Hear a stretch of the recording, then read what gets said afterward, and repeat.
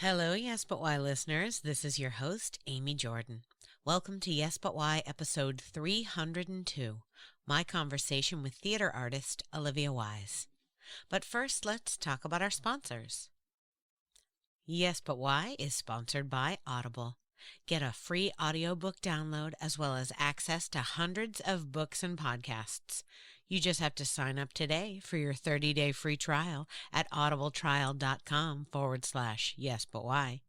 You know you can get Yes But Why on Audible, as well as tons of crazy books, amazing stuff for free that you don't even have to buy. And then every month, because you pay for it every month, they give you a chance to get a book so you can listen to something new. It's a pretty amazing system. It's a really nice app. It's easy to use, and it's super helpful. Go now to audibletrial.com/yesbutwhy, sign up and get your account today. Yes But Why podcast is also brought to you by podcastcadet.com. Podcastcadet.com is pretty much the culmination of all of the podcast knowledge that my husband and I have after both of us doing our podcast for so many years. I'm on year 6. I want to say he's on year 7. Every time we learn something new, he'll make a video to put up on podcastcadet.com. And, we have new knowledge and new connections with people.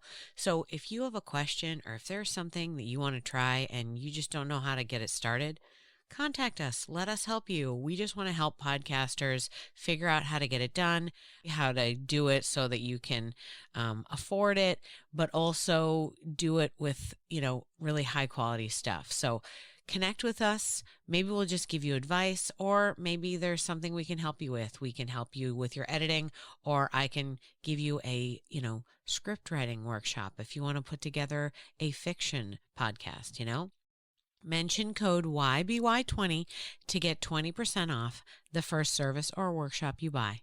Let us help you. Podcastcadet.com. This week on Yes But Why, I chat with Olivia Wise, a writer, actor, and improviser who recently relocated to Chicago from Austin. Listen in as we chat about wacky wigs, dramaturgy, and cool comedy classes. I now present to you Yes But Why episode 302, Olivia Wise and being funny in your own special way. Enjoy.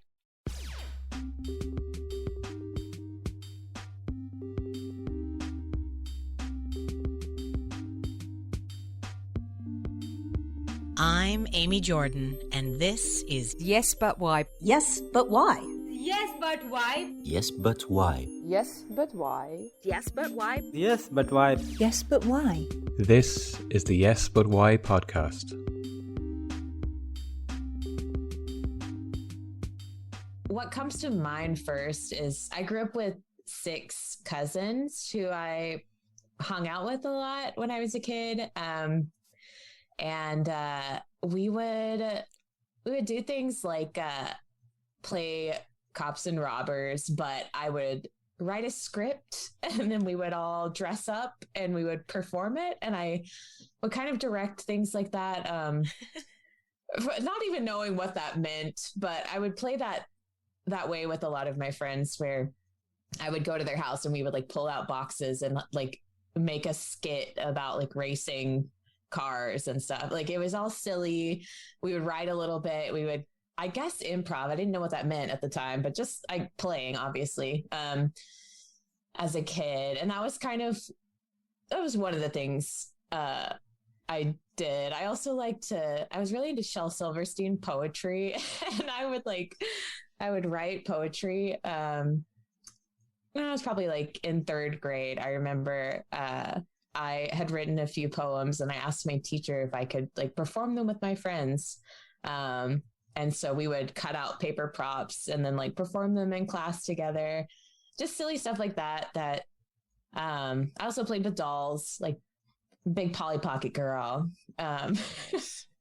But were you writing Polly Pocket scripts? Is that... that would have been super cool. I was not writing Polly Pocket scripts. I guess because I needed other people to be around to do my bidding, rather than, for some reason, dolls weren't good enough to do my bidding. Yeah, I hear I hear that. Yeah, they weren't going to say the lines the way you needed them to, or receive the direction properly, for sure.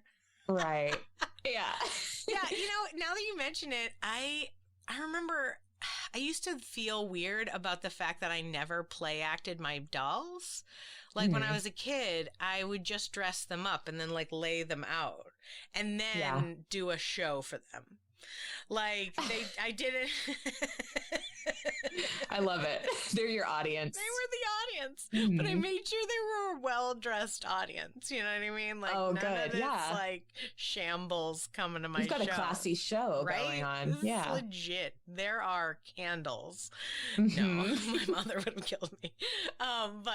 But like, yeah, I never, just now when you said that, like, oh no, they couldn't be my actors. They weren't, I was like, oh, now I understand why I never played with them, because they weren't the right medium for me. They had to just be the audience. That's what I wanted. I just wanted attention. It's too much control. You need like the chaos of someone else who won't do it exactly how you imagined it, Yes, you do. There's something fun about that. Of course, I wasn't thinking about that when I was little, but like, no, but there's something, the beauty, okay, the reason why I always bring up the childhood thing is because there's something about what you experienced and the way that you dealt with what you experienced that like inhabits you as an adult. And then like it develops what you're into and like how you do things. And even like just this discussion of us, like like it took me years to realize that I was performing for my toys for years. And then I was like, oh, okay. Right. Like, exactly. And in the same way that you're like, no, I needed the chaos. I think that even though you're right, like as children, we weren't like, we didn't acknowledge it as chaos. If you are the kind of person who can handle that, like when you're a kid and you're like big groups of people and you're all like, hold on, I'm going to handle this. Everyone, let's do this. And you like can organize that chaos. That's very helpful because in the theater world, it is very chaotic. Like, yeah. I mean, because right now I do a lot of work in organizing corporate AV, and corporate AV is super not chaotic. Like, I mean, it is, but it's also like, here's the schedule and this is how it works and this is what we're going to do. And it's very business. Whereas like you do a play or like any sort of sketch show and it's like 1,000 insanity and like wigs everywhere. And like on the day of the show, there's a guy coming to you with like, listen, I rewrote the script. I'm like, cool, say whatever. Like, hey man, just make sure your scene partner knows, like, I'm out now. It's show day. Like, but there's something beautiful about that chaos. Oh yeah, for sure.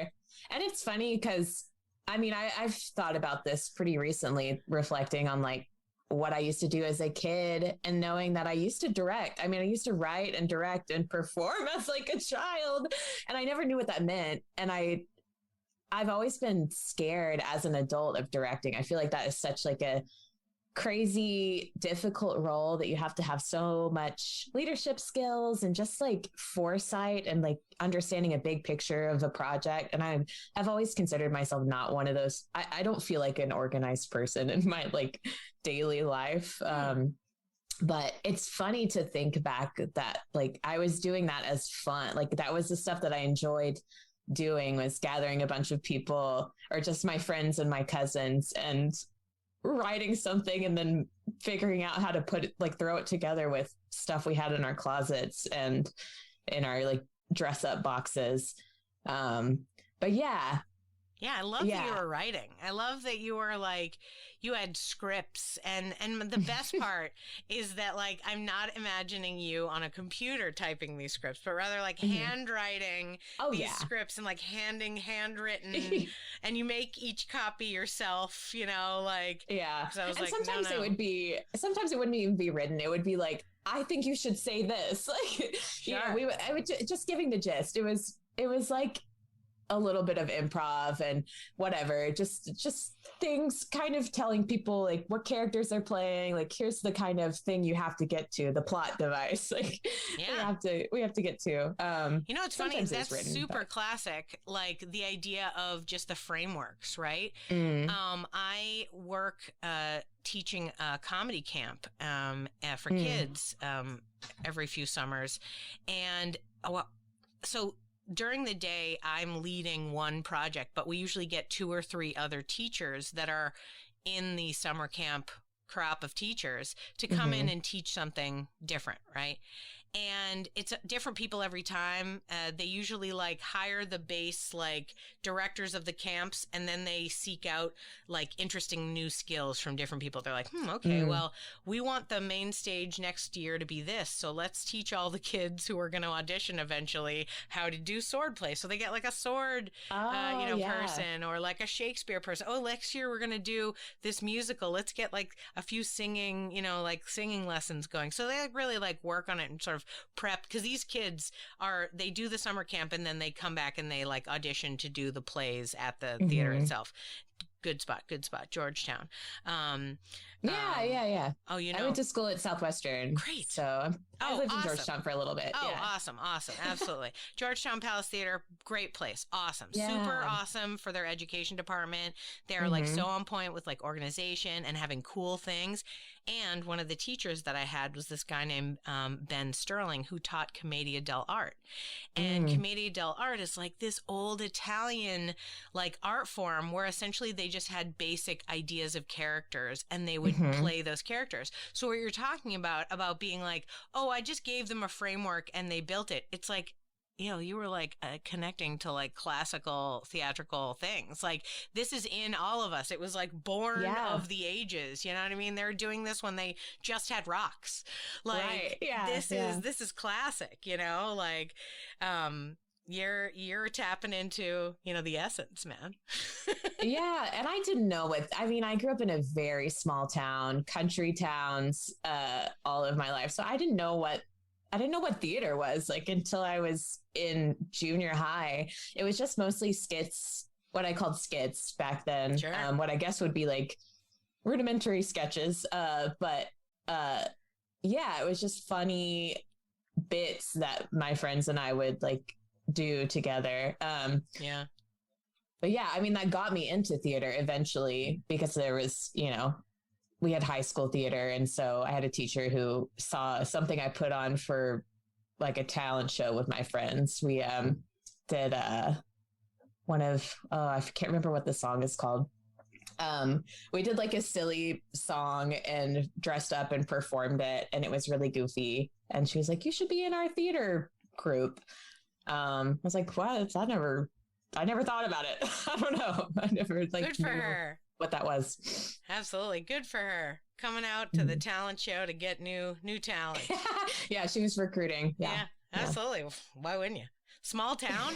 Right. How are you going to know who can do what? They have a talent. She's like, hey guys, it'd be cool. A talent show. Wow. Whoa, did someone say that? Was that, what a cool idea. That would be very helpful. Oh, yeah. To me as the high school theater. Yeah, it was like secretly, she was like writing in like things on like a ballot for like the town council. Like, you know what, guys? There's been a lot of votes for a talent show. And they're like, let's do it. She's like, yes. Yeah. I mean, because how else do you even know? You know what I mean? Like, even just to go back to like the comedy camp, like I didn't know there were kids around that could act the way some of these kids did until I did this camp. And I was like, what? Yeah. What? No way. I always thought like movies with children in them were just like a miracle. Like, you know what I mean? Like every time I saw one, I was like, man, how do they make They like hold the cookie out of frame. The kid's like looks like dog acting. Yes, exactly. For sure. Yeah. But no. I mean, like there have been I've taught, Georgetown started me with my kids teaching, but like there have been other workshops that I've taught where I've like taught tiny child actors that I was like, I felt like I was talking to Meryl Streep. Like where I was like, ma'am, yes, absolutely. That was an excellent choice. I just want you to know that I appreciate you for attempting the exercise I've provided.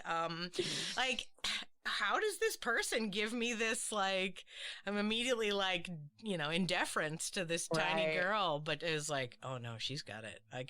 I'm just watching it. Yeah. Oof. It's crazy what kids can tap into. Yeah. I mean, you never know. It's great that you're, that there was a high school theater program and that your teacher was, excited enough about recruiting that, she's going to the talent shows and finding the cool people and getting them involved with stuff. That's really helpful. A lot of towns, don't so much even have the high school theater. So, that's great. What kind of stuff did you do? We did. I mean, it was very much a theater class run by a Spanish teacher and then a math teacher and then a journalism teacher. Like nobody there was really a theater person. So it was just kind of a club that they made happen to give us something creative to do, I guess. But we did a fall show every year, and then we competed in UIL one act play, which I think is just a thing in Texas. I'm sure they have different versions other places, but I don't know. I mean, I've heard about it.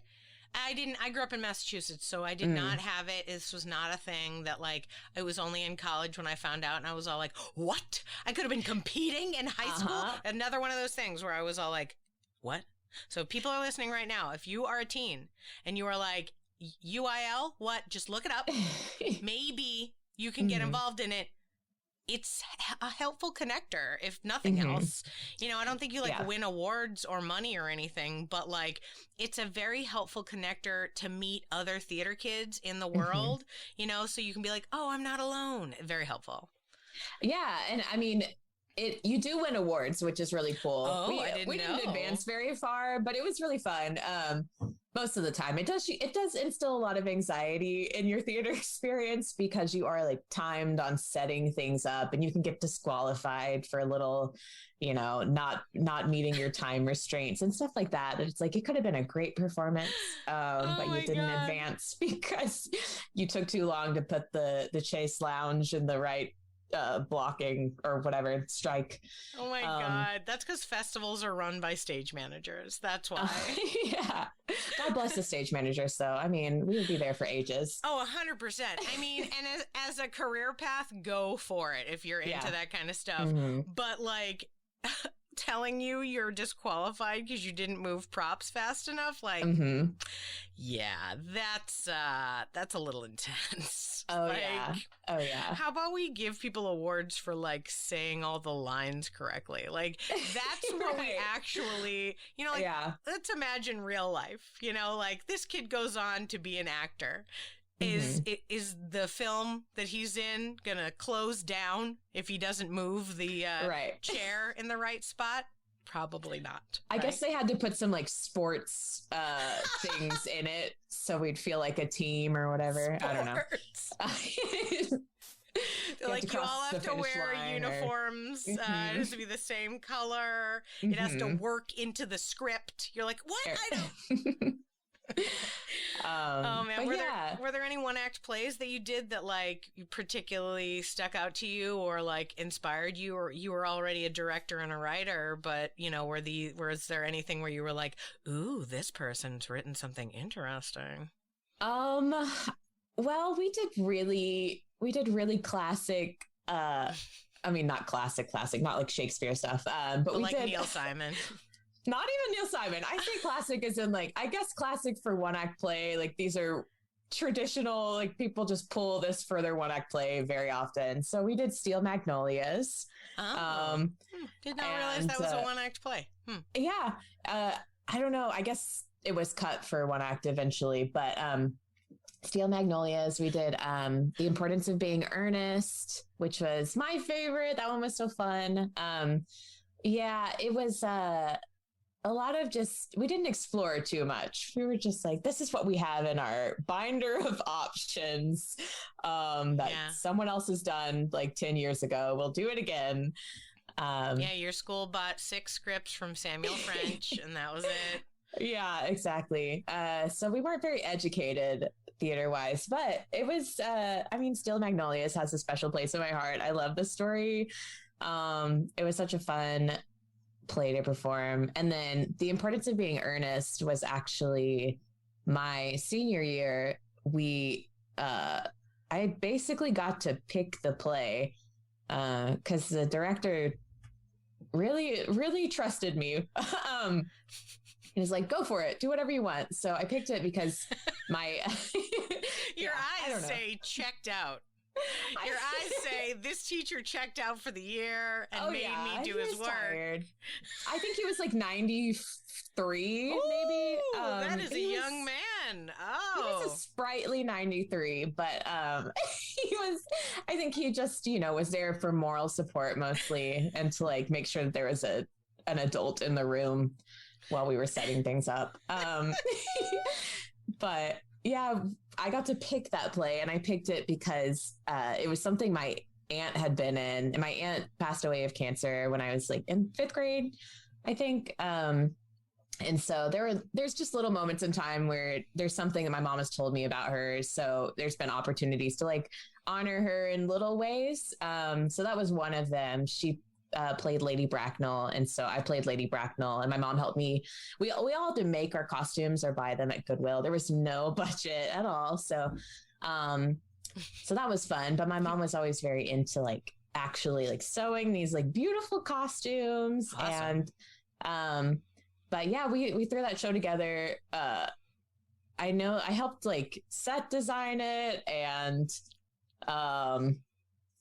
I don't know. I was very involved in that process, which was really, really fun. We didn't, I don't think we advanced with it, but it was just a cool experience because we had everyone who was doing theater in that class at that point was doing it because they loved each other and they just loved being around each other, and having something to do together creatively.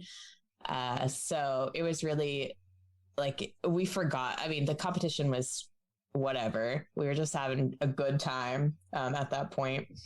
Yeah, totally.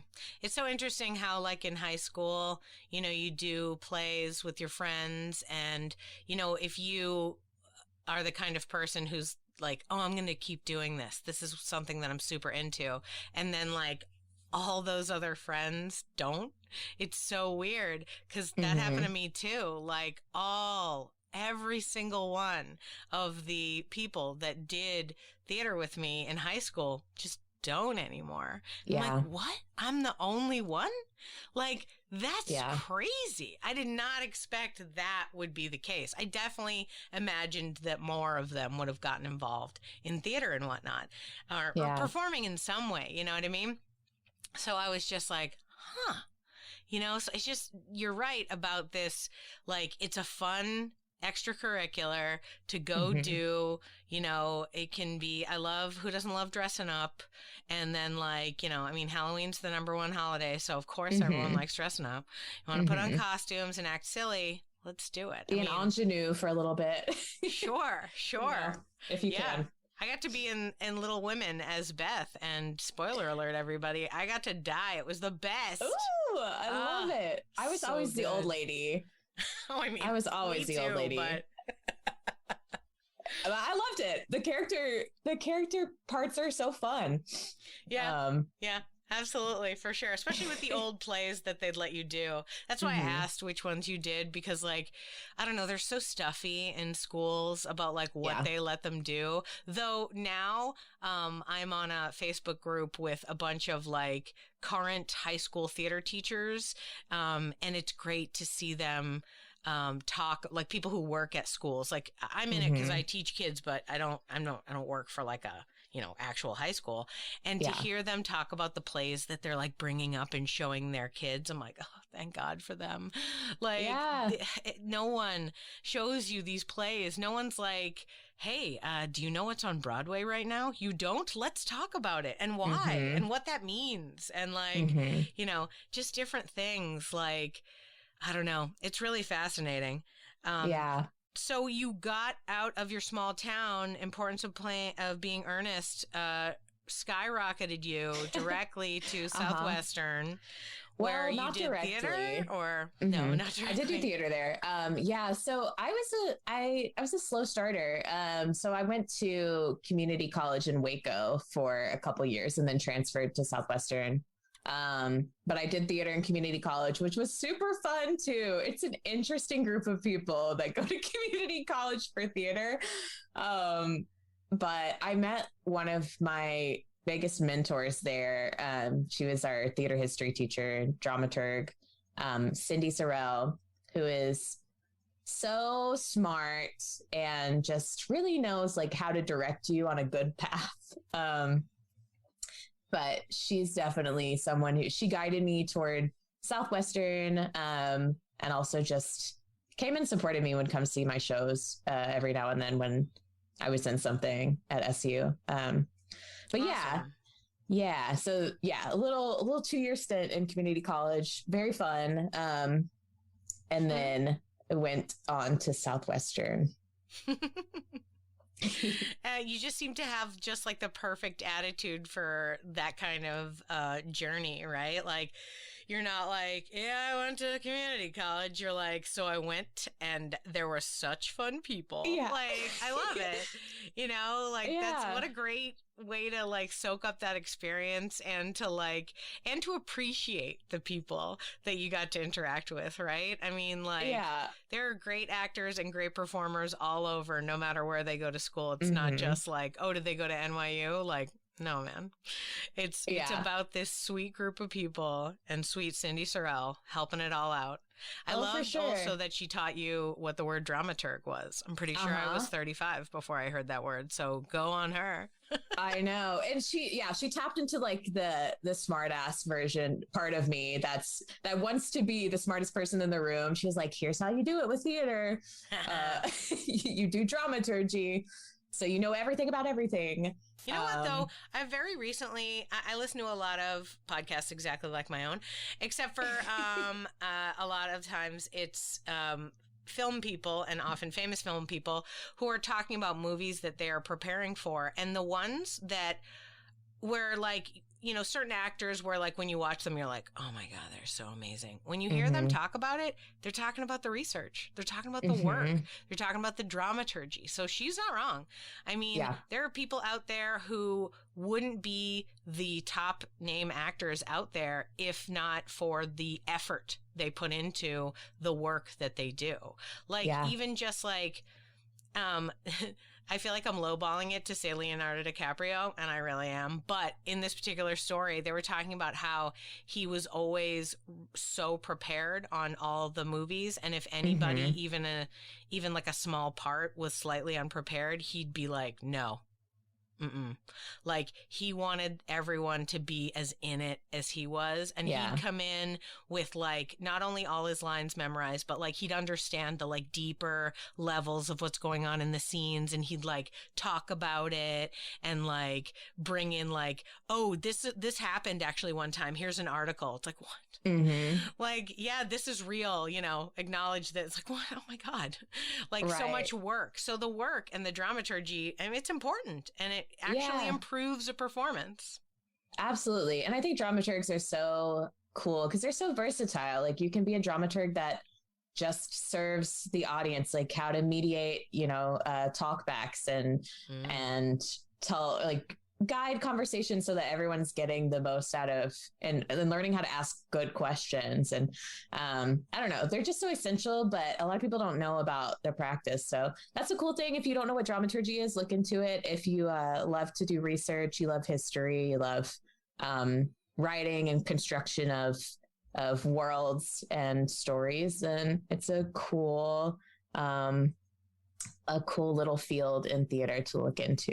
It's also something really interesting, especially I feel like right now there's a lot of like art that gets thrown to the wayside because of its content. If it doesn't meet our current like cultural standards, and a dramaturg will tell you why it was written and what the context in which it was written and like what it means to the person who wrote it versus the way we see it through our lens right now. And that's so important, to be able to look at a book and not just read it for yourself, like, oh, I'm going to take it in my own point of view, but also to acknowledge, oh, this is what they were going through when they wrote this. And like, this was the world that they lived in when they wrote this. Like, there's something so fascinating about the full picture of artists in the way that they are creating. And I think that's partly, you know, kind of why I like doing this podcast too, is to like kind of examine the larger sense of like, oh, okay, you came from here and this is where that led you. Because I think the story of how art gets put together and imagined is as exciting as the art itself. Oh, for sure. Yeah, totally. Yeah. Yeah. And going back to even like, you know, being cool with the community college. I mean, I auditioned for one big school. I just had no idea what I was doing. I remember I think I sang a Les Mis song maybe, or I definitely did a monologue from something very, very cliche. And then I cried all the way home on that like 6-hour long, boring ass drive from Abilene back to like middle of nowhere, Aquila, Texas. Oh man. So that was my effort of trying to go big. But a community college was a gift. It was so great. And I definitely like would never, ever, ever, discourage someone from doing that if that's, you know, what makes sense for you. Yeah. Starting there. Yeah, absolutely. Plus, sometimes community colleges are working harder than regular universities. Oh, yeah. Big universities are just resting on their laurels from like, did you know we were invented in 1622? And you're like, cool, no one cares. Is anyone interested in your classes? What are we learning and taking from it so that we can live in the world? Nothing? Yeah. Okay, great. You know, your assistant professors are probably teaching at the community college for like hundreds of dollars cheaper per class. So there's that. Yeah, and they're doing it for what they love, so it's like way more exciting for them, and they're like into it. Oh man, yeah, that's funny. I mean, I feel like it's really just a matter of what you're passionate about, right? I'm thinking about those teachers at the community college. Why wouldn't you be passionate? Makes me want to go teach at the community college. Yeah. This is your sign. Yeah, it was like, ACC, here I come. Oh man. Yeah, I mean, you know, not everybody's got 4 years to be dedicating to a degree that may or may not help them. I have one, and I have a lot of debt, and no one cares. Yeah. Like, super cool that you have a theater degree. How'd it go? It was fun. That's about it. Like, I had a really expensive 4 years of practice adulthood, and then... Oh, yeah. And then I went and tried it for real.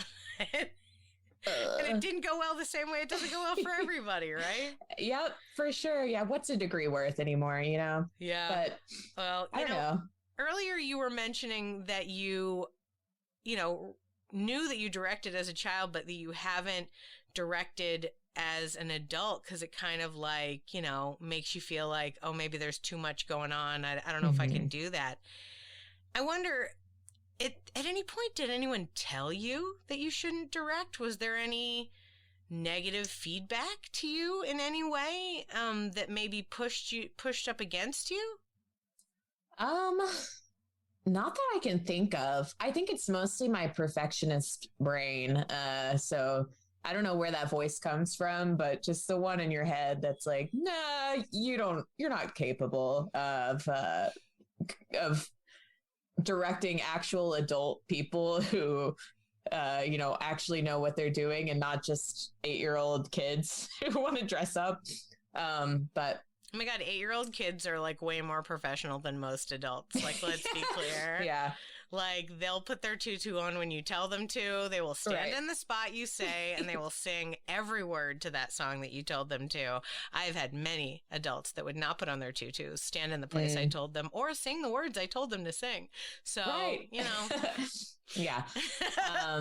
But yeah, I don't think there was anyone who ever said that's not something you can do. I think I think I just sometimes put myself in a box of, if you're going to be a performer, you're a performer. If you're going to be a writer, you're a writer or something, which is not the case with any, at this point in the creative field, you have to do like a little bit of everything, But I think that to a certain extent, you're not wrong that in the last 20 years, it was definitely the common, like, idea that you had to pick one thing and stick with it. For sure. For many years, that's what they were telling us. And you're right. Now, I don't think that's the case. I think it's better for you to be a Swiss Army knife. It's better for you to know all the different skills for various reasons. Sometimes it's because, well, you're it and you're doing it all. And sometimes it's just good because, like, you're working on, this part of it, but the person who's working on the other part that you know how to do is maybe making a faux pas, and you can swing over and be like, don't do that because they don't like it. Whatever it might be. And then that's just helpful in a larger sense, That being said, also, I was recently like talking about, I was in a writers group chatting about like what you're submitting for things, and like nobody submits spec scripts anymore. They don't want to see you write somebody else's thing. They want to see you writing your thing. And that's like, it's like, what? Are you kidding me? Like, I've spent my entire life preparing spec scripts because that's what you told me was and now I got to write my own for you to. So I feel like maybe the common vibe and the like rules of what to do have changed. You know what I mean? Like, you're not wrong that I'm sure the world of being in theater puts you in a box and tells you you've got to make a decision. Like, I feel that. I've definitely felt that. And I'm also like you, where I've like, well, I did a little bit of this and I did a little bit of that, and then I jumped over to this thing, and it's like, no. Like, even I quit being a stage manager so I could be an actor because I thought I really wanted to do that, and no one told me I could have just done them both. Yeah. Like, why not? Make some money while you're... Yeah, exactly. Yeah, get some of those transferable skills or whatever. Connections perhaps, because what the stage manager does is talk to directors and designers. Why not meet those people? I mean, stage management got me into way more interesting rooms than acting ever did, and yet I was like, no, it's not for me. That won't be what I'm doing with my career. As if I was better than it. I'm not. Please take me back. But like, you know what I mean? That's kind of how dramaturgy was for me. It just put me in spaces with people who are being really innovative and who are like rethinking what are we making theater for, and who is it for, and how do we expand the idea of who it's for, make it more accessible. It's just so interesting. And so, I mean, people are thinking on way new levels about it that it makes it more fun. I don't know. I love like new theater and theater that is trying to be, explorative and on the edge of something kind of dangerous. I think that's what makes it so fun and cool. Totally. But yeah, I think with the directing thing, like, it's the perfectionist brain, and when you're an actor, you're a writer, you can like spend a lot of time perfecting what you're going to do, how you're going to perform, or what you're going to write on a piece of paper. But when you're directing, you have to like make negotiations and small choices in the moment. And that stuff is terrifying in a way. So I think that's how improv has helped me a lot, like has made me grow as a performer in so many ways, is really having to make those split-second decisions and just trust that like other people are there to support you too. And you kind of just have to go with it. And if it's not perfect, that's fine. Like you're not going to make something perfect on the spot. Plus also positive supportive rooms. I have found, like there's something about the art of improv that lends itself to a crowd of people that will have your back, right? That will, support you. So if you're making something, they help you in a different way than other people did, right?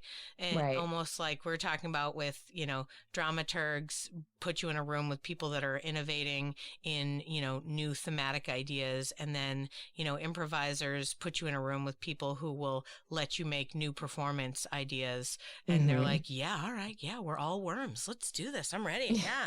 Yeah. And like, I have thrown out some crazy town things and people are like, okay, yeah, let's do that.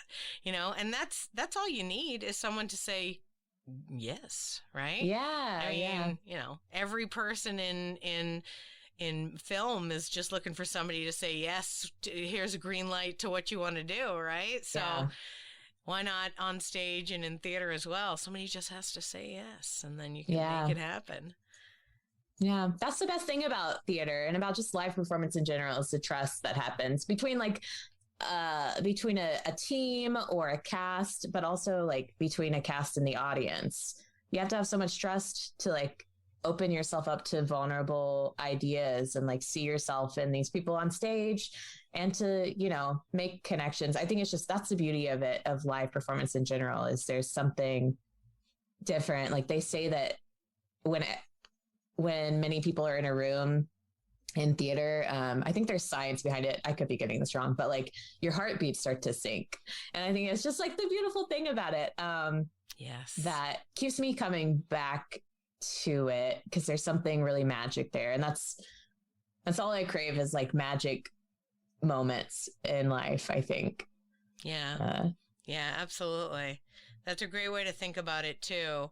And I think that's magic moments, I think, is a great frame for, living a life in theater and in performance and in, just creating stuff in general. Because, if you're expecting, oh, my career is going to be great. No, your career is going to be an up and down. It's like the ocean. Yeah. It's in, it's out. It's, sometimes there's a lot of weird creatures in it. Sometimes there's nothing. Like, sometimes it's just foam. Like, but if you focus on the moments and you can really like enjoy those when you have them, I mean, then absolutely, Yeah. If the pandemic has taught me anything about what I want out of art, it's live performance. It's live. And I don't even know if I need to perform.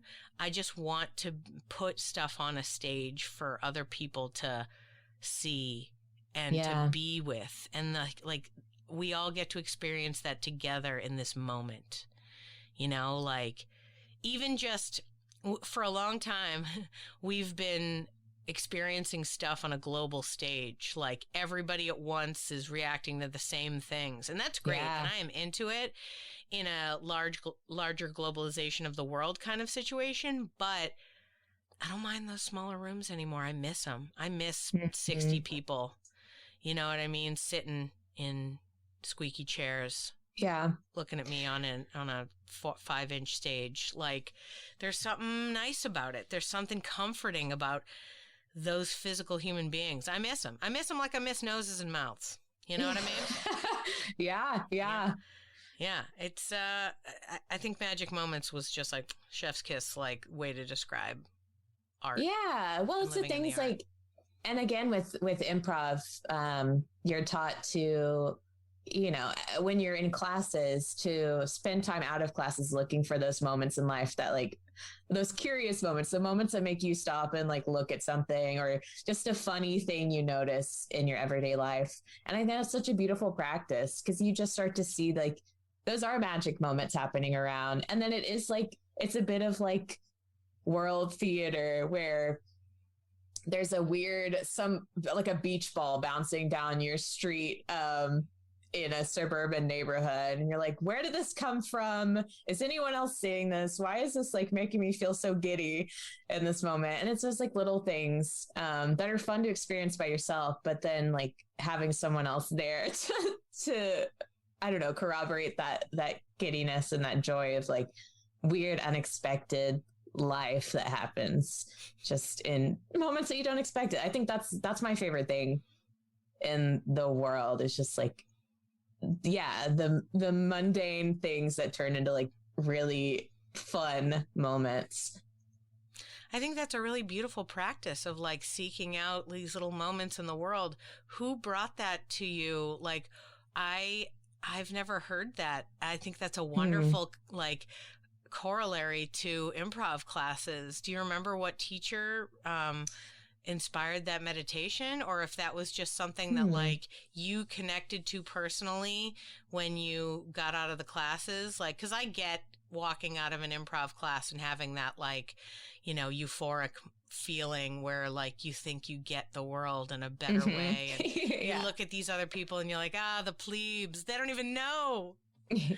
I'm trying to think of who it was. It might have been, maybe it was Kristen Henn who it was just a practice of coming into class and like, did you notice anything funny in the world in your week? And so I guess for me that just translated into like being more playful, just being more playful in the way that you observe life. And it's like a practice of living in the moment, like kind of a meditation in a way, that helped me to like make that practice. And it's something that I forget to do every now and then, but when I'm reminded about it, it's like, life is so fun and weird. It's so weird. Yeah. And that's what makes it like worth living. Yeah. It's a beautiful perspective to have, and to be able to see things like that, to be able to look and experience the world, you know, and not be like, who left their beach ball out? Ugh. Yeah. Somebody should put that in the trash. Why are they just trash rolling down the road? Instead, you're like, there was a party that lost its beach ball. Are they sad, I wonder? Did it fall out of a bus? What happened? Like, yeah, exactly. It's all the stories that spring to mind when that happens. Those kind of things happen. Yeah. Yeah. It's just a mystery too. Who knows? And you'll never know. And that's what's fun about it, is you'll never know. Yeah. Yeah, absolutely. My initial connection with you was finding a video of yours online, which I found so deeply entertaining that I sought you out to put it up on a show. I was like, this is funny. Can I put it in my show? And so my first connection with you is as a performer. How did you, in your adult life, you know, post community college in Southwestern, you know, like, how did you get into, you know, creating characters and making videos and, you know, putting that kind of stuff up on the internet?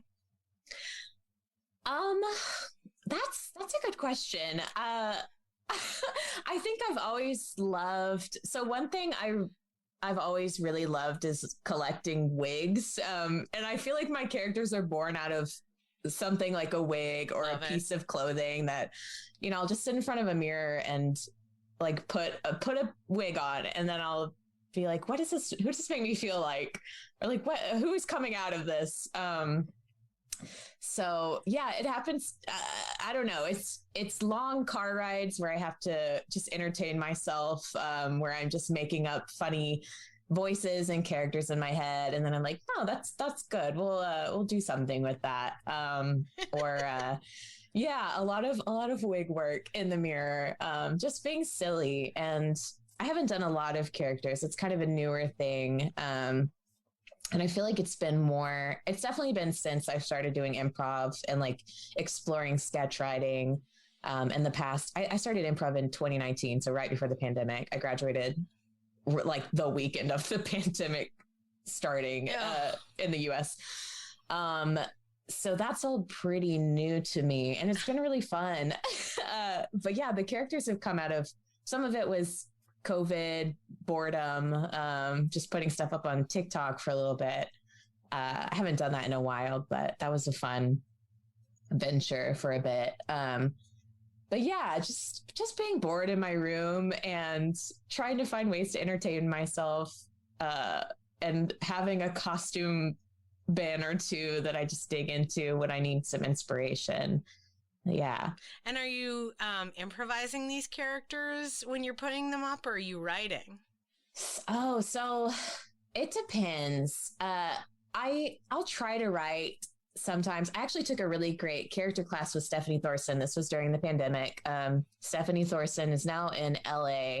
But I took her online class, and it was so cool. That taught me how to create a character from like writing and from brainstorming concepts and ideas. She's so great. That was a very new and fun way to explore characters, but I don't know. I improvise them, and then I'll like take nuggets of the improvisation and be like, I have to say that if I'm going to do the character, like that's the line. And sometimes it's an image in my head of something this character does, and then I will justify it by like what I am talking about, or, you know, I have to have this image that happens in this video or whatever. And then all the rest kind of builds out from that. So yeah, I don't know, a little bit of both. I love writing, and I love like really finding the right words. Are you still writing? So this has been kind of my break, I guess, my creative break. I haven't been doing a lot recently.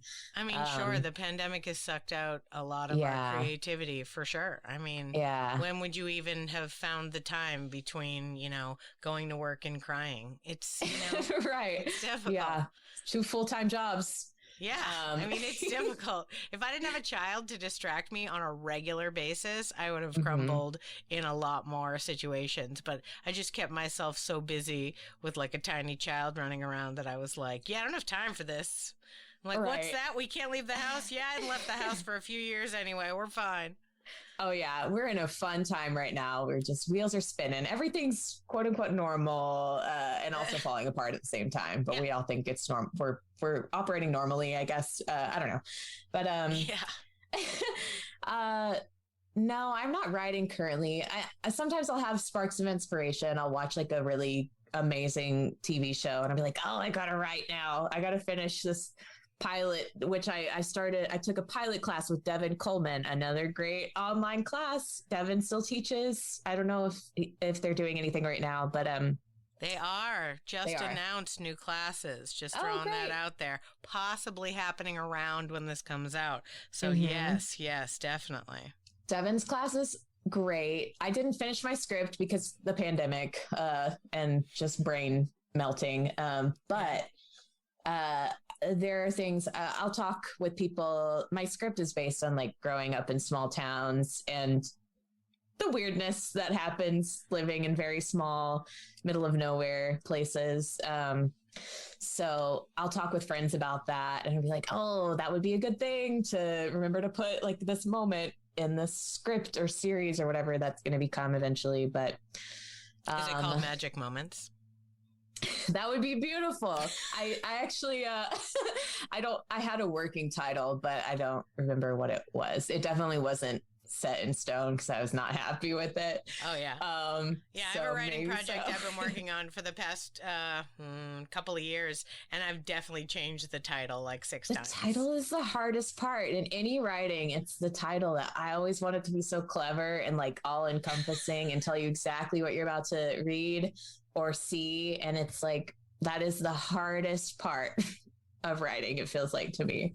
Also, like, think about the shows that you really love. Does their title really do that for you in every scenario? Not always. No, right? Like, no, yeah. There's so many shows where I'm like, you know, oh, this is a show that I really like. And they're like, what is that? I don't understand. Right. And you have to like get deep into the description of what happens for them to like get it. You're like, oh, okay. So, so then this guy, you know, and you're like, they're like, I'm out. No, if I don't sometimes immediately you just get it. Sometimes you have to let go of that dream of everything just being like perfectly tidy and like the title being exactly what it should have been and like get the shit out there. But well, also not to mention the fact that like if you're actually trying to like get it made and sell it somewhere, very often they change the title.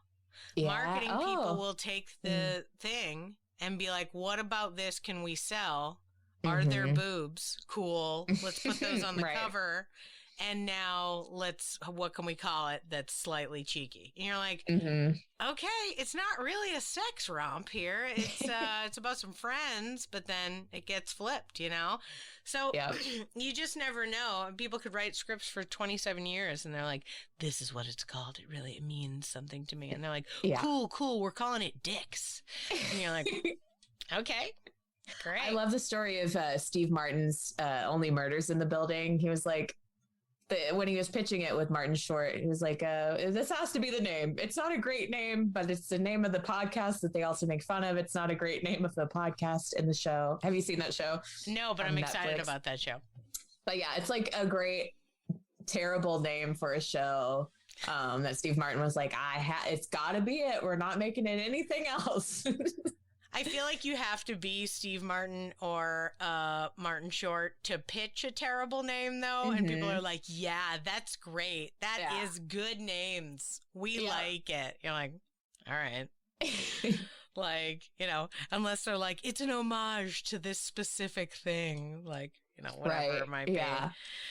Oh, man. It's been a tough time during the past couple of years to try to, you know, get creativity going, especially since it sounds like, and I feel similarly, other people tend to fuel your creativity. The chaos, as we discussed earlier, of people around you, of looking at the world. Like honestly, if you wrote a story called Noses and Mouths, I bet it'd sell. Like, I don't know. And in a couple of years, we're going to have like ankle porn and like, there's going to be a whole like nose website where you're like, do you remember what so-and-so's nose looked like? I haven't seen it. And you're like, oh, God, look at that sexy schnoz. Like, it's just like, it's ridiculous. But though, I mean, Adam Driver is already pushing us in that direction just with his incredible nose. I was going Adrian Brody. So we have similar nose excitement for sure. For sure. I'm looking for a strong nose and they're all hidden and it's trouble, right? Yeah. Oh, man. No, also, I've made friends during the pandemic, like moms at you know, parks and stuff, and found out 6 months later they didn't look the way I thought they looked. You know what I mean? And you're like, hey. And you're like, she's smiling at me like we're friends, so it's gotta be me. Like, oh, hey, buddy. And then I see your kid, and you're like, oh, like, you just don't, you know, it's a funny situation. I wonder how that'll go, you know, in the future. I swear there's going to be nose porn. It's definitely going to happen. Oh, I bet. And in Chicago, it's real fun because it's so cold right now that we've got our toboggans, our scarves, our masks, our hoods, our jackets. It's just, you're on record, you're anonymous. Everyone's anonymous. Oh, yeah. Well, winter. Absolutely. Yeah. Winter, the only good time where you're like, good, I'll wear a mask. Yeah, give me 2 of them. Absolutely. Comes in handy. Yeah, you're like, do you have one made out of wool? I'm into it, you know? Yeah, right. You're like, ma'am, you can't breathe through that. I don't care. It's fine. I'm all right. Breathing. It's cool. I've stopped breathing years ago. It's all right. Oh, man. You know, but despite the fact that it has been really hard to, you know, connect with larger crowds, have you taken in any things online, whether they be, you know, big time television shows on the Netflix and the Hulu, or online shows that kind of inspired you, that like made you think, oh man, I love this new thing that's going on? Unfortunately, I haven't like had too much willpower to watch a lot of online content. I mean, aside TikToks, I was very into TikToks for a while. And that was pretty much just sucked me right in. There's so many great things happening on TikTok. I highly recommend it if you have the time. What about to dedicate your life to. Excites you? Because there's a lot. I had a teen teach me. I don't have it. I'm old, but I had a teen writing student, and I was like, "Tell me about the TikTok." And and she described that there's just different like groups doing different styles of things, and that you kind of align with a group, and then end up like both watching and creating within that kind of pathway. And I was like, I'm fascinated both by that it exists and that you just explained it to me. So, So like, what's your thread? What's your crowd on TikTok or whatever they call them? Well, I'm definitely, I sucked myself right into the lesbian talk, I guess. That's what it deemed me. I was like, you're a lesbian. So they're like lesbian talk shows or like the lesbian talk is the lesbian TikTok side of TikTok. Oh, right. Yeah. Like 1,000 years old. A lot of mine is mostly comedy, and I get a lot of singing. I guess I liked like a couple singing things. So I get a lot of singers, which is fun. And then there are things like that are just people being so funny in, I don't know, in their own special ways. There's one series that I saw of these kids who work at a McDonald's, and they created a McDonald's reality TV show. And it is so good and so fun. It's just a bunch of teenagers that are creating fake drama in their McDonald's, like in the back, working in the back of a McDonald's. And it's stuff like that where people are just silly, like they're in their downtime, they're bored, and they create something, and it is like so perfect, and it just gives me so much joy. But you'll find a lot of that. Like there is stuff by professional comedians, obviously, and doing their characters and doing really great content. But there's also just normal everyday people that do something really, really, really fun. So you get a good mix. I guess it's the Wild West of creative content. And I love it. It's so fun. And do you prefer the everyday people? Do you prefer the everyday people to the celebs? I think so. Because it's unexpected. They're really great character performers out there, but they have their niche, and it's what they, you come to expect, like that material from them. That's their thing. But yeah, when you see like that strange, how did someone think of this? And it's always seems like it's born out of just their weird brain getting bored. I don't know. Yeah, I do like those the less polished end of TikTok, which I think is what it's great for. It has so much unpolished content that's so exciting. Yeah.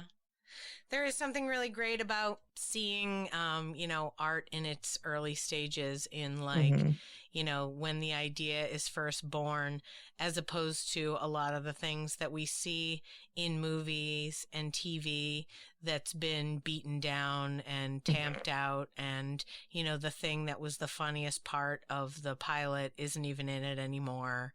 And there have been a couple of shows where they've done a good job, but I've noted certain producers that do a good job of things that were like YouTube web series that became television shows, and seeing the difference between one medium to the other.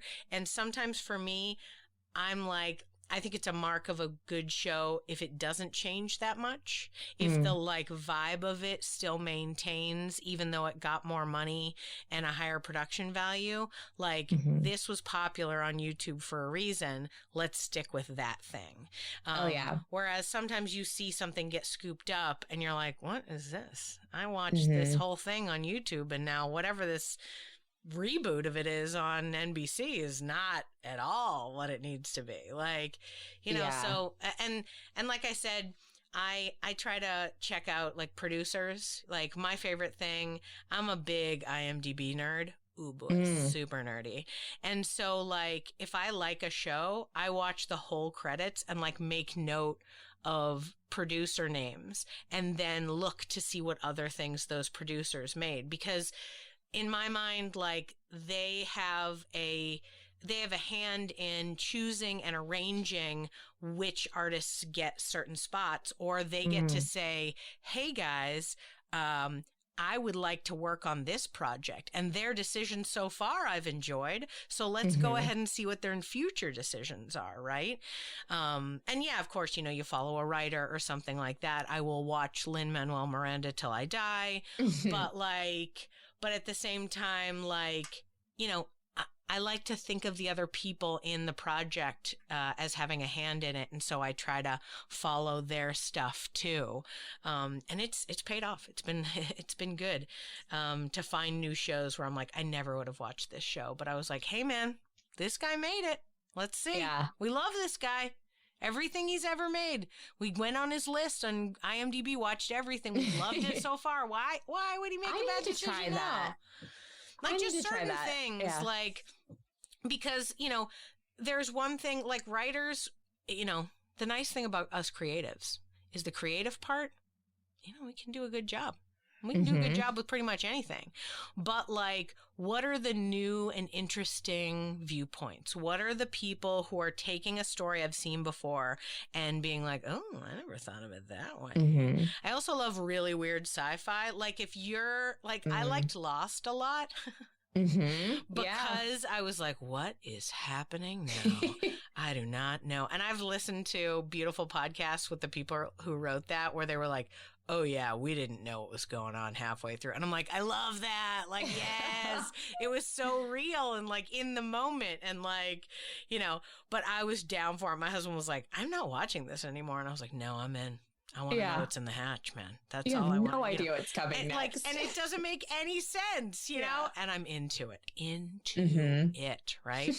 So, I'm looking for weird stuff. So occasionally when I'm looking around, it's easier to follow producers, because a lot of times, especially with weird sci-fi, I find actors don't stick with that. Sometimes they start with it, and sometimes they do a one-off, and you're like, oh, that guy, you didn't think he was going to be in that. But then, it's always sort of newer people who are like, yeah, sure, I'll be a fire monster. Yeah, what's that? Okay, great. What I would give to be a fire monster. Right? Or I'll be a figment of that guy's imagination that only he can see, that flickers in the background occasionally. What? Into it. Yes. It's just I don't know, weird stuff. I'm super into. And the other, I like that you're into the sort of more homegrown stuff on TikTok. Has it also opened up your mind to other countries and what they're putting out there? Have you seen international? I don't know how TikTok works. Is there are you watching videos from all over the world or? Surely I have. I'm trying to think if there's any examples. I don't know. It's such it is a big melting pot. So I don't know if I've ever noted that there's anything international. I mean, other than the British people. Yeah, it's hard with the language barrier if they're doing speaking. Not that everyone in the world doesn't speak English, because they do. But there's, if they're making a play in their backyard, they're very likely to speak their own language. I hear that. For me, the pandemic has widened my eyes to different theater all across the world. Things where I was like, wait, what? I learned about new different improv styles that they do in India that I had never heard of. Oh, and I'm cool. like, okay, tell me more about this. And just different ways that people look at things, even improv. Improv isn't done the same way as we learned it. I think Austin has a relatively homogenous view of improv, but whereas I've seen people where I'm like, wait, you guys do what? How did you? Yeah. Oh, you combined this book, and this is how you. Oh, interesting. Okay. Or this person came over from Japan and taught us this style of what? Wow. Okay. Great. Man. I'll have to pick your brain about that sometime, because that is super interesting to me. I mean, yeah, I started doing improv in Austin, and that was one of the goals to move to Chicago. So I moved here 6 months ago because one, I wanted to leave the state. I've always lived in Texas. So it was my goal to make a big cross country move at some point. And also I just wanted to experience different philosophies of studying just another performance style and philosophy of how to do improv. Improv is just like, there are classes there you can take, you can do a program. It's kind of, I don't know, it feels like easy access versus like with theater, there are programs and classes out there, but it's like, there's a lot more to, I don't know. It's a little harder to find your like theater class niche, I guess. But with, yeah. Plus, there's a lot of in theater. There tends to be a bit more like snootiness, like, oh, you're not part of this crowd, or you didn't earn your place in this thing. I have encountered that because I am a random fly-by-night like teacher in various spots, and so I will pop in at a spot, and I am also deeply naive, so I don't notice when until it's too late. And then I'm like, why is he so angry? I don't understand. And they're like, he's mad because you're the head of the camp, and he's been working here for 20 years, and he's not the head of the camp. And I was like, he didn't know the right people. Oh, oops. Ooh. Well, I just sort of asked if I could do the job, and they said yes. I don't know. I'm pretty sure that's how you get jobs. But like, oh gosh, I didn't realize, So I think there's more of a like, it's like cool kids, not cool kids thing. In fact, I feel like that's why I personally left theater, like organized theater, and got into improv. Because improv, when I first encountered it, was more of an open door, was more of a like, here's a good place. And once I was told that it was supposed to be a community that helped each other, and I became a person of, leadership, I was like, well, I'm going to do that for people. That's a thing that we've said, let's be there for people. So let's be there for people. Yeah. And so I think that's definitely what drew me into it, is that like, I felt like I was not cool, stuck to the corners. I appreciate that you like playing the old lady, but it's tough when you're always made to be the old lady and like, that's not what you're looking to do. It was fun in high school. Totally. Put it that way. Yeah. But I think you put it nicely. Like there is with improv, you can take those classes and then meet people and make connections with these people who are trying to cast shows and direct things and put stuff up in their comedy theaters. And so you can like work your way through class and earn, your place into, I mean, of course you audition, but like you build up your, I don't know, reputation is not the right word. But people are able to see you. You're more visible through these classes and you can get cast. Whereas like theater, I don't feel like there is that stepping stone way. Like there's not a program, I guess, unless you're paying a lot of money to go to a school. College. But even then you get forced into certain roles. Like, I mean, I can't tell you the number of people I know that paid a lot of money to go to a big name school and were like, I played like random side guy number 4 in everything because they cast these people and I never got anything. And it's like, there's gotta be a better way, I appreciate casting in outside of schools. I appreciate casting for like what makes sense, but inside of school, I feel like you just need to toss the jobs around and like teach everybody a little bit of something. Like I was talking to somebody recently about like how some people just like haven't had the opportunity to do all the things. Like you're talking about as a child, you're writing and directing and creating these things. And I'm sure in your adult life, you have also had the opportunity, air quotes, of doing all the jobs, right? But if you're not in a certain kind of world, in a certain kind of vibe that like both supports you to do those kinds of things and like gives you the opportunity where they're like, yeah, whatever you want to do, you can do it. What? Okay, well then let's get that cougar costume, whatever. And then like you're hanging your friend on the ceiling and you're like, he's a bug. It's part of the show. And people are like, yes, that is absolutely correct. And I feel like if you don't have those experiences where you have to do everything, then when you're one part of the whole thing, you don't appreciate the larger, how it gets done, Yeah.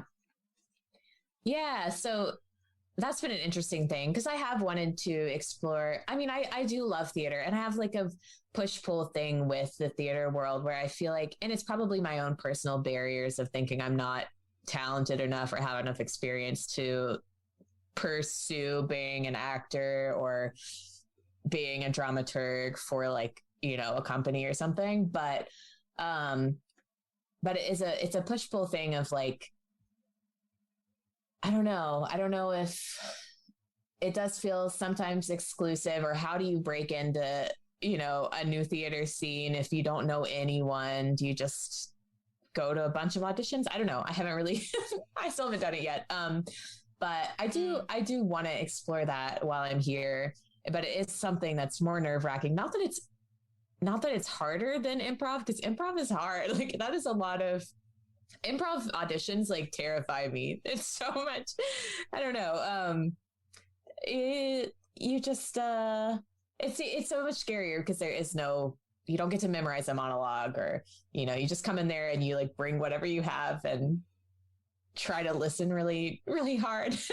That can be hard. And hope the choices that you made are the right choices in the moment. Yeah. Yeah. Not that I'm trying to scare anyone about improv, because improv is so fun. And the great thing about it is it's so welcoming. But yeah, I mean, you are making up everything on the spot. It's a validly feared art form for sure. Yeah. I'm okay with people being afraid of it. And listen, I think everyone should do it. And I'm pretty sure that most of the people listening to this have done it.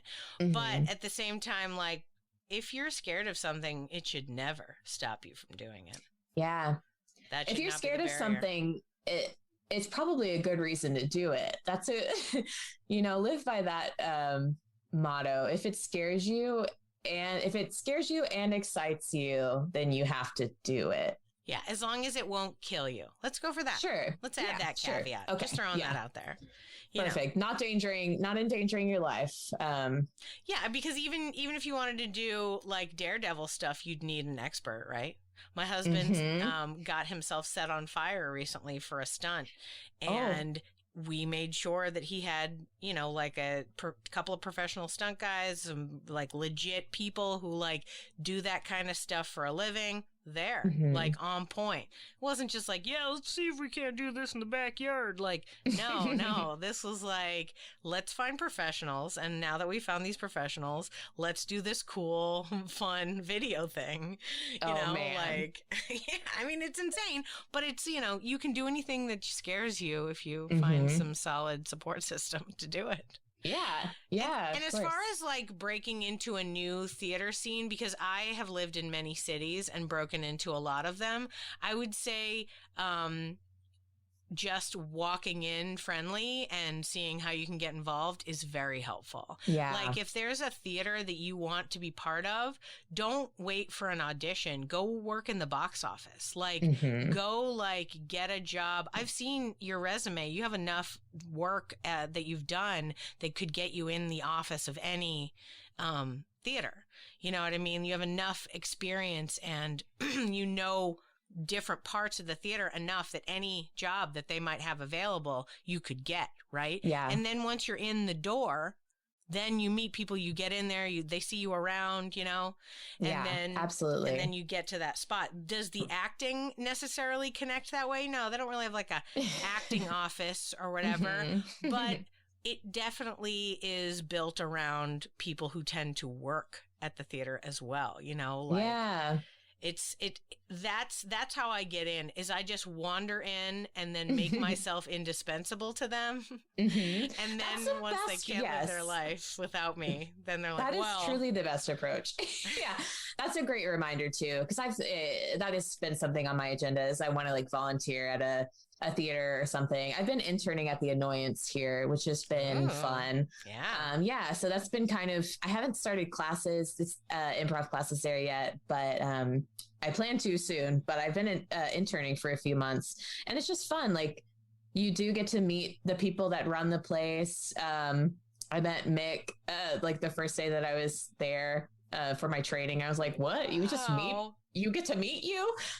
I'm like, I haven't done anything yet. I haven't swept the floor yet. But yeah, I love doing that. And it was so fun when I was in Austin interning at ColdTowne. That's how I just talked to people and made connections with people and made friends and collaborators, because I was just there serving the popcorn. And I loved it. It was so fun. It's such a fun thing to do after work, to, you know, go see shows for free and then also like meet all of these amazing performers and feel like we're kind of not on the same level, but just like they're people who are approachable and are open to working with you in ways. So it's fun. I mean, keep in mind too that like every actor has that same voice in their head. When I teach Improv 101, my opening monologue is about that voice in your head. I'm all like, so guess what we all share? An angry voice in our head telling us we're pieces of shit. Yep, that's vampires. Right. Me too. You too. Yep. We're going to ignore that voice because you know what? They're not helpful right now. There's no fight or flight scenarios. There's nothing that we need from them to right now. They've kept us away from rabid dogs. Good job. They told us not to go down that scary hallway. All right. But right now, we don't need them. So we're going to ignore them. And we're not about to die, so not important. and joining a theater community is the same in that, like, it's just people. And even the most highfalutin, you met Mick Napier. Like, you didn't meet random schmo number 5, and that person was like, oh, did you want to be at that theater? You met the person who runs the theater, and I'm sure he was like, hey, nice to meet you. And that was it. Right? Because when they created the theater, they were probably your age. Like, and that there's something to honor about that. Right? Like, yeah, sure. You know, he's older now. He's still doing this. He's putting it together. Great. Awesome. Good for you. Way to keep it going amidst a pandemic. Really proud of you. But like, you know, who else is sticking around? Here's the other part. Not only is art global now, and you can see it all over, and it's great, and you get to learn stuff about everywhere, but anyone can do it because there are no true barriers. And I think that a lot of the open communication between people online about how to run theaters, about how to improve the way theaters are run, different things like that, have really like opened the eyes of people that you don't have to be somebody who went to Juilliard or whatever, or, oh, well, I went to grad school at Tisch. Like, no, some people do that and some people don't. And that's okay. Whatever your journey was, it's like, who's here now? Who wants to make something? And if you're there now, great, let's make something. Yeah.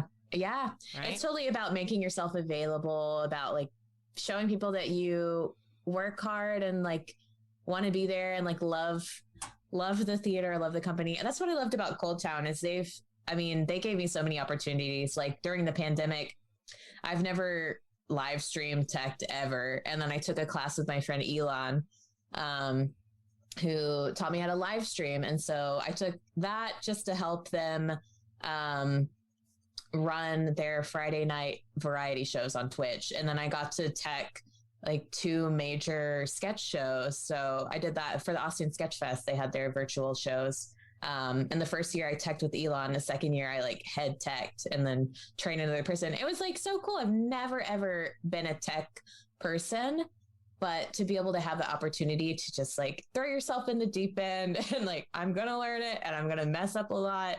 But these people, you know, they need you. If you step up and you're like, I'm here, I have the time. Not to mention the fact that live stream tech was a brand new thing. Like nobody knew how to do that. So if you like put any effort into learning, you were like A+ number 1 because like everyone was like, what happens? How do I make this work? When are we why am I looking at their face? Like, you know, they don't understand. And in fact, just side note, you can make a lot of money doing that. Just throwing that out there. Like from me to you want to make some cash? Live stream tech, look for those jobs. People still don't know how to do it, right? And if you know how to do it, you could be making like $40 an hour. like doing gigs for that, because there are businesses out there that are all live streamed now, like talking, doing their meetings and stuff like that. And they need somebody to do that. It's happening all over still, and probably will forever, because like, you know, at this point, there's no reason not to literally live stream every event.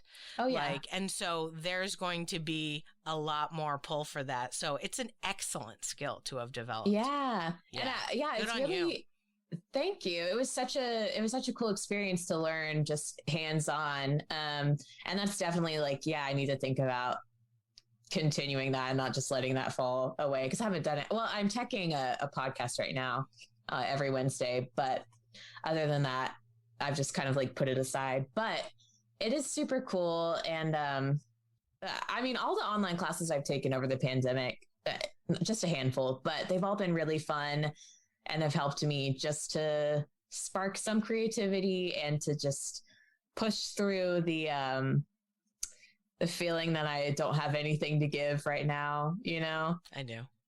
Yeah. I totally understand. It was a long time. Right out the gate, I tried really hard to like create a show, and it burnt me up. And I just was like, no, I can't do this. And I've consistently done podcast interviews like this, but these are long form conversations, and I connect with people I don't know, and sometimes people I know, but like, it's nice to just talk to somebody about a common topic, you know, and to connect on how it affects them. And it's sort of been like my social life and my continued refresher into the world. So even though I'm not necessarily creating anything for people to see, you know, and as far as theater goes, these interviews are my like offer to the world of theater. They're like, this is what I give to you. Well, I don't have anything to put on stage yet. Here is what I offer to you, my people. It's a gift. It's such a gift to give people, to curate like so many voices of inspiration and just, you know, people that come from all different walks of life, creating and trying to create and going through the same cycles of doubt and, you know, failure, whatever that means, exploration. And even honestly, what you're going through right now, where you're like, I moved to a new spot and I'm trying to figure out how in the COVID world do I make these connections? And that's real. That's like a real thing that is happening in the world. There is a new generation of theater people in every new city trying to figure out how to do it. And I think that there's something, you know, good to be, if you're honest with yourself that you're having a tough time, I think that's the only thing you can be, is like open with yourself and forgive yourself and be like, yeah, I'll figure it out. And when I do, I'll let you know how it goes. Right. But like, it's all right. And for anyone who's listening who may also be sort of like held back and not really sure and is like listening to this podcast to also vaguely stay connected to, you know, theater and the world, good. That's all you need to do, is just like keep that through line from your heart to the idea. And then when the right time is for you to get back into it, it'll be there. It'll always be there. Heck, we were talking about like 14th century Italian dramas at the beginning, right? Always theater. There's never going to not be performance, right? Absolutely. Absolutely not. Absolutely not. Okay, one final question for you, just to wrap this up. Reflecting on what we've talked about and the journey that you've had, what advice do you have for anybody like that might be similar to you, maybe younger or just like hasn't quite done as much? What advice do you have for getting involved or getting, you know, out there trying to nurture their own creative spirit? Yeah. I mean, I would say, like we talked about, definitely go volunteer. You don't have to have any background or like prior knowledge to just go and work a front desk or a box office. I mean, maybe at a certain level, you have to have some experience to work a box office at a bigger theater, but you can get in the door with volunteering to be an usher and working your way up and just like meeting people through those experiences. Also, classes are so great for constantly reminding yourself that there's room to grow. And, you know, you also meet people and you get to work with directors and writers and performers who can teach you their philosophy of how to do things, but also you make yourself familiar to them and they get to see how you commit yourself and how you are open to growing. And I think that that's like the best way to kind of get your foot in the door, at least from my experience. Yeah. And also just like find the joy in everyday life. When you're not inspired to create, like seek out other people's creations and other moments in life that bring you joy, and just keep yourself like spiritually fed that way until you're ready to find that spark of inspiration. Absolutely. Absolutely. If you're looking for beauty around you, you will find it. Mm-hmm. Absolutely. Yep. Awesome. Thank you so much, Olivia, for being on the podcast, for chatting with me, for exploring all these really interesting topics. It's been really great talking. Yeah, this was so fun. And I really, really appreciate you having me. Absolutely. Thank you for listening to Yes But Why podcast. Check out all of our episodes on yesbutwhypodcast.com or check out all the content on our network, HC Universal, at hcuniversalnetwork.com.